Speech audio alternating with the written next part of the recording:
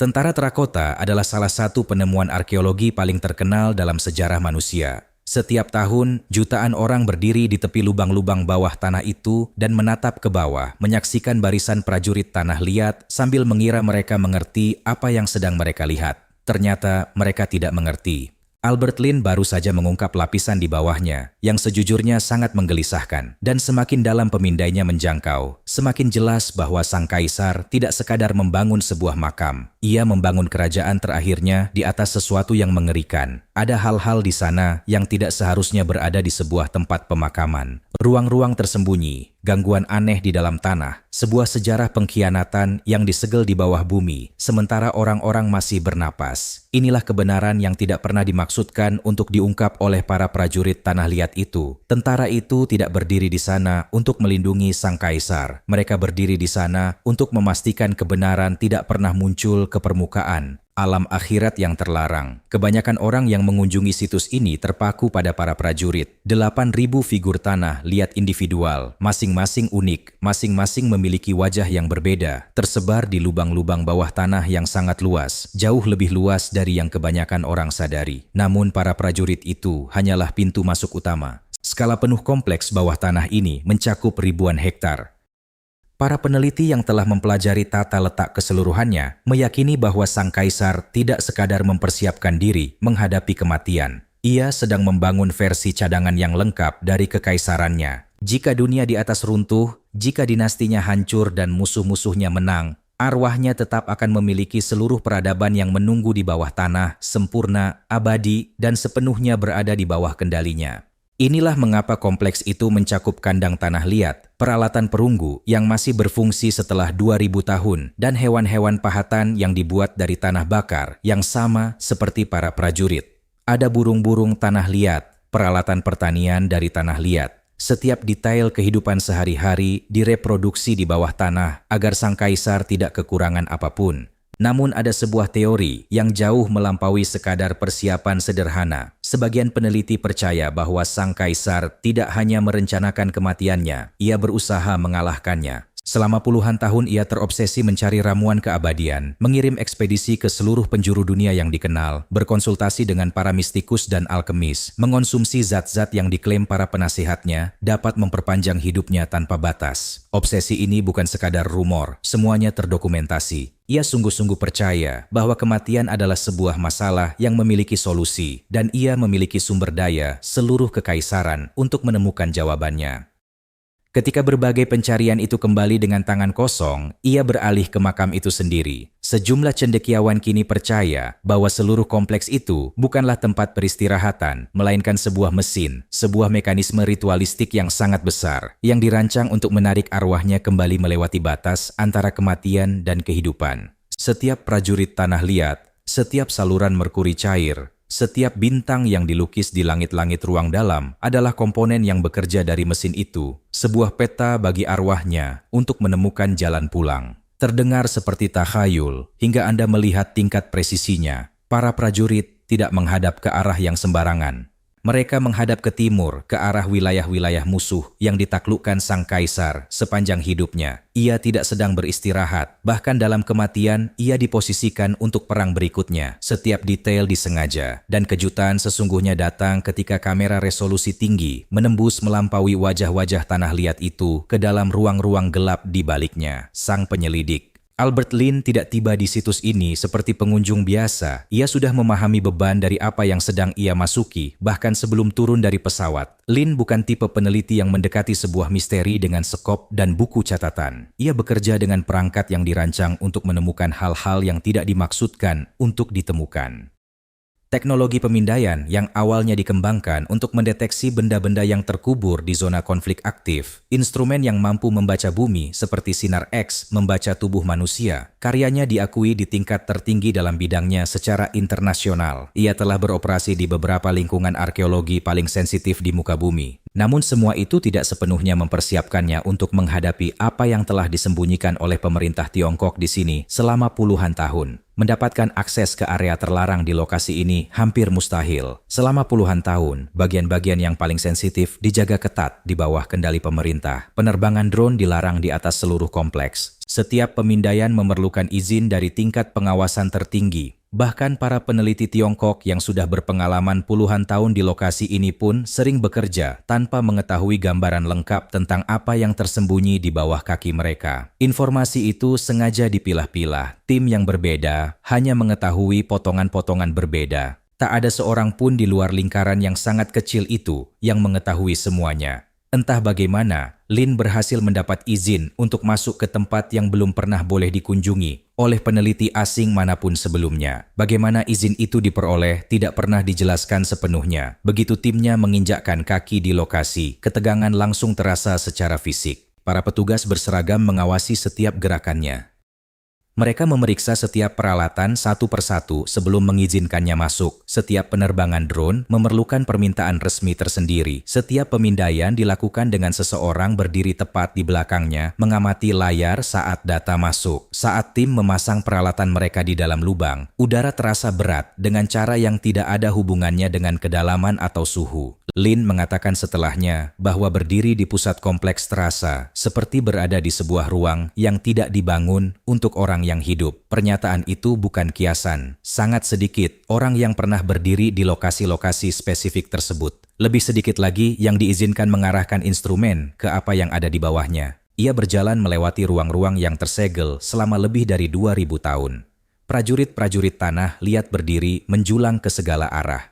Sebagian tampak seolah-olah hanya selangkah lagi dari mencabut senjata. Yang lain memegang ketenangan yang justru terasa lebih menggelisahkan daripada sikap agresif. Ia melihat kereta-kereta dengan roda yang masih kokoh secara struktural. Kandang-kandang dengan kuda tanah liat yang berpose di tengah langkah seolah menunggu penunggang yang tidak pernah akan datang. Pedang-pedang perunggu dan ujung tombak yang masih bisa melukai hingga hari ini. Peralatan yang ditinggalkan di tengah pekerjaan seolah pekerjanya baru saja keluar sebentar dan tidak pernah kembali. Setiap lubang adalah momen yang membeku.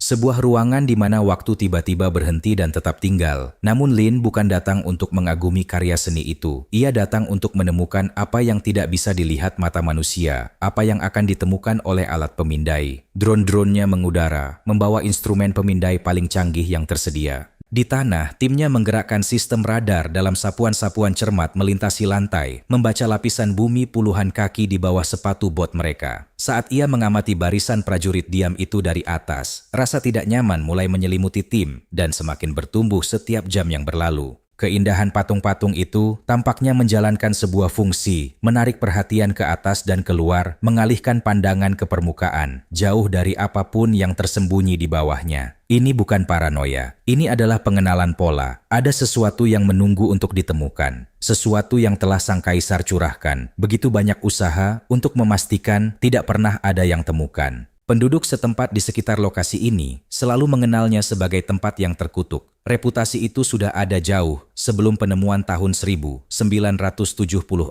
bahkan sejak berabad-abad sebelumnya. Para petani yang pertama kali menembus lubang pertama mengatakan hidup mereka berubah selamanya oleh apa yang mereka ungkap. Sebagian kehilangan tanah mereka karena akuisisi pemerintah. Yang lain kehilangan kesehatan mereka dalam keadaan yang tidak pernah dijelaskan dengan jelas.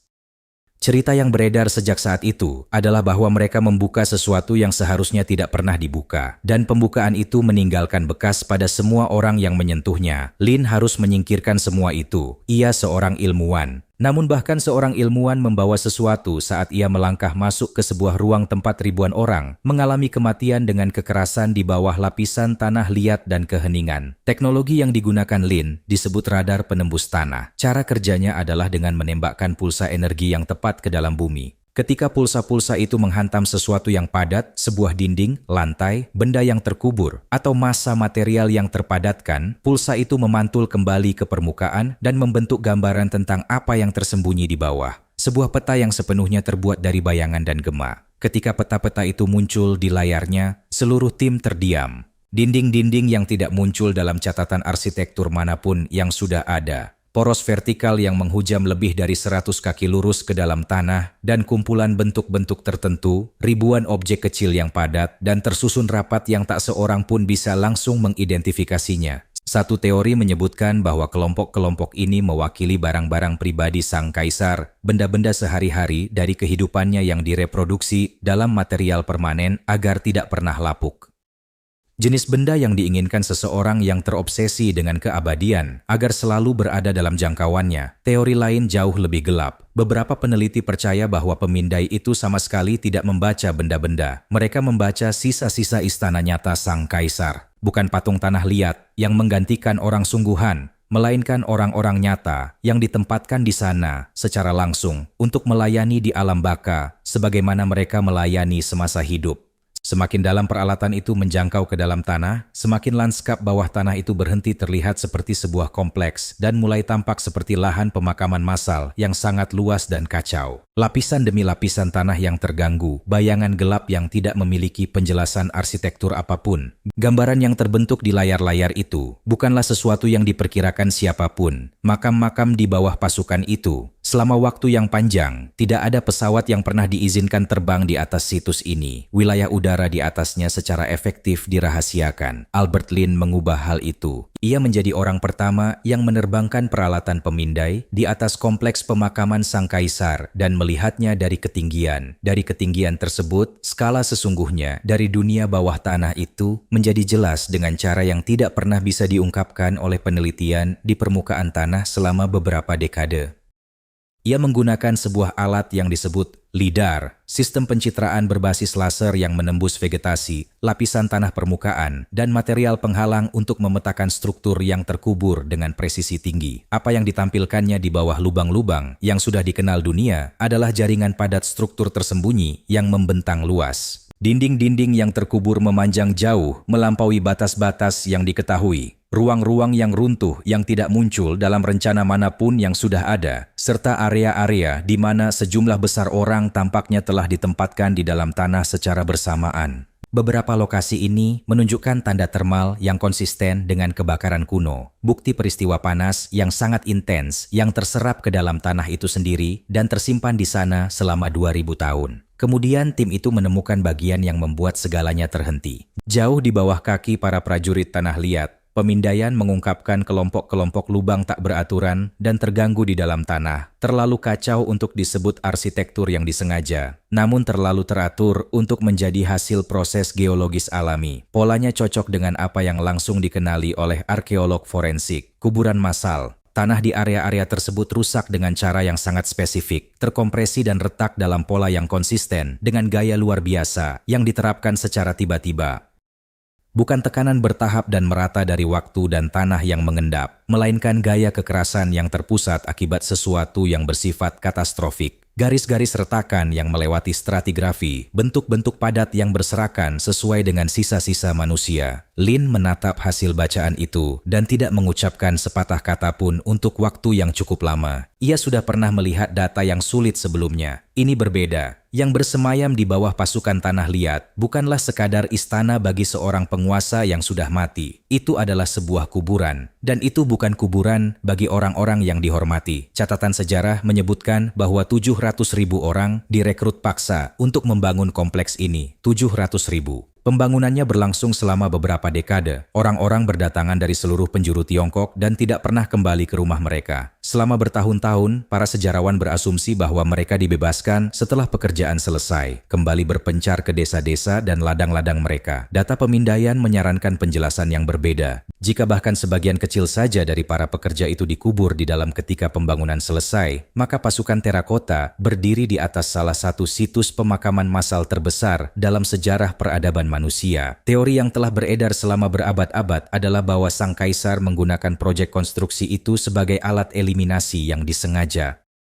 Orang-orang yang dianggapnya sebagai ancaman, saingan politik, pembangkang, siapapun yang telah melihat terlalu banyak atau mengetahui terlalu banyak, ditugaskan ke lokasi kerja dengan kedok pengabdian nasional. Dan kemudian ketika kegunaan mereka habis, pengaturan-pengaturan tertentu dilakukan untuk memastikan mereka tidak pernah pergi. Data radar membuat teori ini sangat sulit untuk diabaikan. Pola gangguan tanah yang ditemukan konsisten dengan adanya pergerakan hebat yang oleh para ahli geologi forensik disebut sebagai lapisan perjuangan yaitu tanah yang telah tercampur dan termampatkan akibat tubuh-tubuh yang bergerak dengan paksa. Terowongan-terowongan itu tampaknya telah disegel dari luar sementara orang-orang masih berada di dalamnya. Dan di lapisan paling bawah, pemindaian menangkap sinyal yang cocok dengan profil komponen logam, kemungkinan sisa-sisa perangkap busur silang mekanis yang pernah disebutkan dalam catatan-catatan kuno. Perangkat yang dirancang untuk melepaskan tembakan kepada siapa saja yang memasuki lorong tersegel tanpa izin. Sebagian besar peneliti selama ini berasumsi bahwa mekanisme pemicu dari kayu sudah lama membusuk setelah 2000 tahun lebih. Namun komponen-komponen perunggunya adalah cerita yang berbeda sama sekali. Pemindaian LAR juga menemukan sesuatu yang tidak pernah terdeteksi oleh penelitian sebelumnya.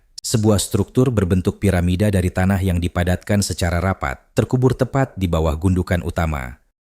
Tersembunyi begitu sempurna sehingga sama sekali tidak terlihat dari permukaan. Sebuah rahasia di balik rahasia yang lain. Apapun yang dianggap paling penting oleh sang kaisar, ditanamkan di bawah segalanya, dilindungi oleh berlapis-lapis batu, tanah liat, prajurit-prajurit terakota, dan jasad orang-orang yang membangunnya. Deretan prajurit yang tertata rapi di atasnya bukan disusun demi keindahan atau upacara. Mereka disusun sebagai segel. Yang mereka tutupi bukanlah kejayaan. Itu adalah biaya sesungguhnya dari membangun sebuah kekaisaran yang dirancang untuk bertahan selamanya. Sang pangeran yang mati dalam kegelapan. Di dekat pusat hasil pemindaian, tim menemukan sebuah anomali yang tidak cocok dengan pola di sekitarnya. Di bawah tatanan ruang-ruang yang sudah diketahui, terdapat sebuah rongga terisolasi yang usianya lebih tua dari struktur di sekelilingnya, digali jauh lebih dalam, seolah siapapun yang menempatkannya di sana menginginkannya berada di bawah semua yang lain. Tak terlihat, tidak terjangkau, dan sengaja dilupakan. Di dalam rongga itu terdapat satu kerangka.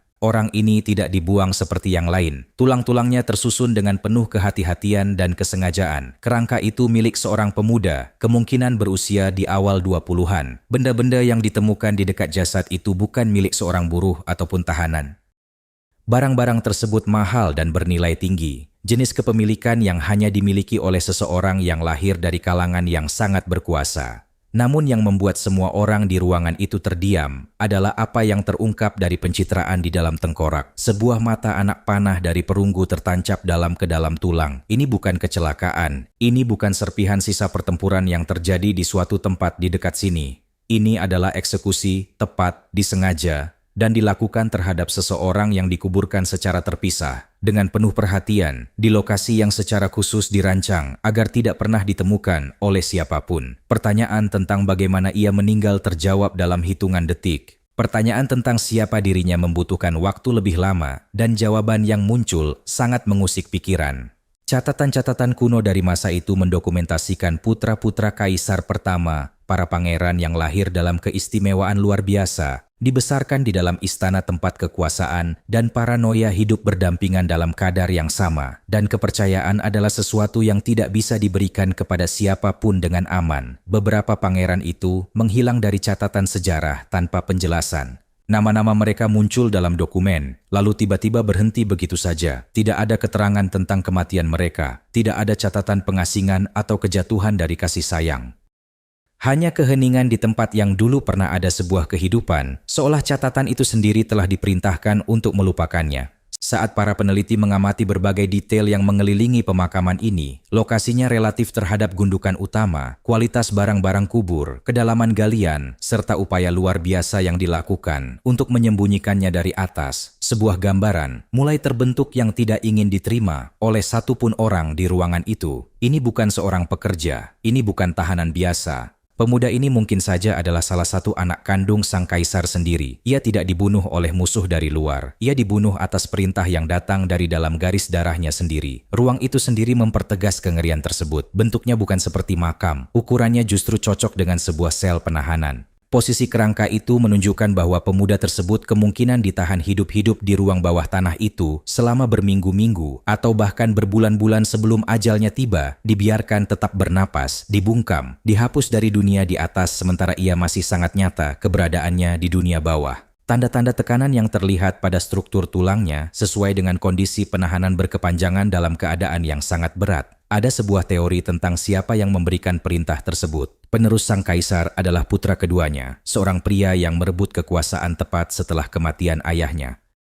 Para sejarawan sudah lama mencurigai bahwa proses konsolidasi kekuasaannya melibatkan pembersihan sistematis terhadap setiap saudara kandung yang bisa secara masuk akal menantang klaimnya atas takhta. Bukan satu atau dua pesaing saja, melainkan semua. Pemindaian menemukan beberapa rongga tambahan yang ukurannya sesuai dengan ruang sang pangeran ini, tersebar pada jarak-jarak tertentu di sekeliling gundukan utama. Bentuknya sama, kedalamannya sama, penempatannya pun sama-sama disengaja di bawah lapisan segalanya. Seluruh generasi keluarga kerajaan dihapus dan dikubur bersama para pekerja dan tahanan yang membangun makam ayah mereka. Di mata pria yang menduduki takhta itu, mereka semua sama-sama berbahaya. Mereka semua adalah rahasia, dan rahasia dalam dunia yang diciptakan sang kaisar pertama itu tempatnya ada di bawah tanah. Gulungan-gulungan yang selamat ditemukan di dalam ruang-ruang tersegel dekat lokasi pemakaman utama sang kaisar. Para peneliti menemukan sesuatu yang tidak mereka duga masih bisa bertahan setelah 2000 tahun lamanya, gulungan bambu. Untuk mengawetkannya, tim harus bekerja di dalam lingkungan terkontrol, di mana suhu dan kelembapan dijaga dalam toleransi yang diukur dalam pecahan satuan. Gulungan-gulungan itu sangat rapuh sekali. Paparan terhadap kondisi yang tidak tepat bahkan hanya beberapa menit saja bisa menghancurkannya secara permanen. Proses membukanya sangat teliti dan memakan waktu berminggu-minggu, bukan hitungan hari.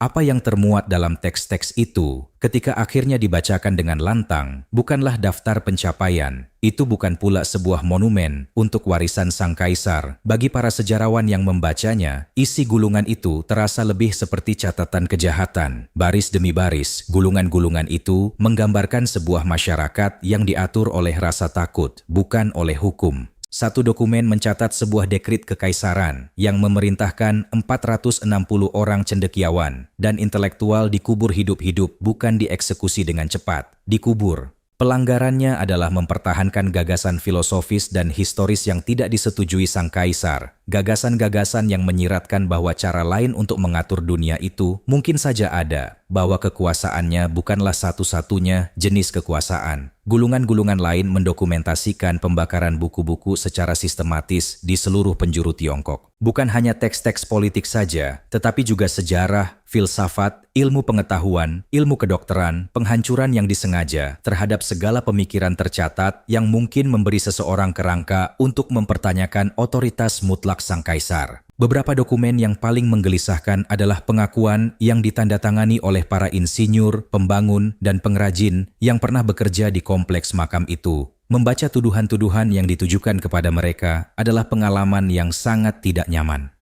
Sebagian dituduh menyimpan pikiran-pikiran kritis tentang metode sang kaisar, sebagian lain dituduh karena kecepatan kerja yang kurang memadai, dan yang lainnya karena memiliki hubungan dengan orang-orang yang mereka sendiri telah dituduh melakukan sesuatu, rantai tuduhan yang meluas ke segala arah tanpa batas yang masuk akal. Pengakuan-pengakuan itu dipaksa keluar, dicatat, diarsipkan, lalu orang-orang yang menandatanganinya pun bergabung dengan ribuan orang yang sudah lebih dulu ada di bawah tanah liat itu. Setiap orang di lokasi konstruksi itu sedang diawasi, setiap tindakan dievaluasi, setiap hubungan adalah potensi ancaman. Satu kata yang salah, satu momen keraguan yang terlihat, satu tuduhan dari rekan kerja yang punya kepentingan, dan kamu menjadi bagian dari fondasi, bukan lagi seseorang yang membangunnya. Ketika para sejarawan membacakan teks-teks itu dengan lantang di dalam kompleks tersebut, Lin berdiri dalam diam, sambil memandangi para prajurit tanah liat. Ia berkata setelahnya bahwa pada momen itu, sosok-sosok itu berubah di hadapannya. Mereka berhenti menjadi karya seni yang luar biasa. Mereka berhenti menjadi simbol kekuatan militer, ambisi kekaisaran, atau keahlian para pengrajin zaman kuno.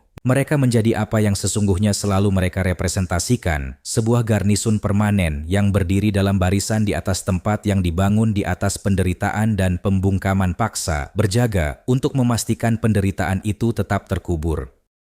Gulungan-gulungan tersebut juga mendokumentasikan obsesi sang kaisar terhadap keabadian dengan tingkat detail yang hanya sebagian saja berhasil ditangkap oleh catatan-catatan sejarah sekunder. Ia mengirimkan armada kapal yang membawa ribuan pemuda dan pemudi untuk mencari sebuah pulau legendaris di ujung dunia, tempat di mana konon para makhluk abadi menyimpan ramuan yang mampu mengalahkan kematian. Kapal-kapal itu tidak pernah kembali. Interpretasi paling menggelisahkan dari hilangnya mereka adalah bahwa mereka bukan tenggelam di lautan. Sejumlah sejarawan meyakini bahwa sang kaisar sengaja mengatur agar mereka tidak pernah pulang. Karena kembali tanpa membawa ramuan tersebut berarti harus berdiri di hadapan istana dan secara terbuka mengakui bahwa sang kaisar hanyalah seorang manusia fana yang akan menua, melemah, dan mati seperti semua orang lain yang pernah hidup. Kapal-kapal yang lenyap itu mungkin dibungkam persis karena alasan yang sama dengan segalanya dalam kisah ini dibungkam. Beberapa bagian dari gulungan tersebut bahkan kini pun masih sulit diterjemahkan sepenuhnya. Sejumlah bagian tertentu tampaknya menggambarkan sebuah proses untuk menghidupkan sosok-sosok tanah liat itu, menggerakkan pasukan melalui napas dan kehendak.